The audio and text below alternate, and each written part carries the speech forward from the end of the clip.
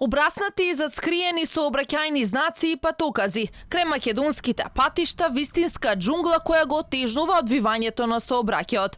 Загрижани возачи испратија до Алфа видеоматеријали во кои се гледа запуштеноста на дел од патните правци. Реагираат дека неискосената трева го зголемува ризикот од несреќи. Обраснати со трева сообраќајните знаци, кои што не се доволно видливи за учесниците во сообраќајот. Таква е состојбата на речиси сите автопати во државата. Тоа може да се забележи и од аматерските видеа кои што ни ги доставија граѓаните.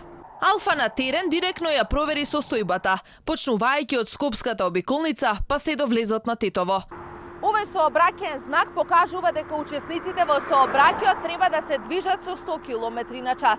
Иако знакот не е доволно видлив, ова нема да ви послужи како изговор доколку полицијата ве регистрира дека го управувате возилото со поголема брзина од дозволената.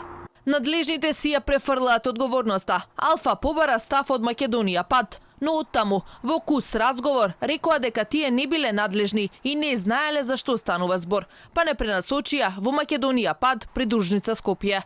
Оттаму ни кажаа дека ни тие не биле надлежни. Преку мејл испративме и прашање до јавното предпријатие за државни патишта, но до почетокот на вестите не добивме одговор. Анализите на Германската асоциација за безбедност на сообраќајот ADAC, направена пред повеќе од 3 години, покажува дека неискусените површини со трева или џбунови повисоки од 40 см ја зголемуваат веројатноста за сообраќајни несреќи на двонасочните патишта со 2 или 3 ленти за дури 30 до 40%.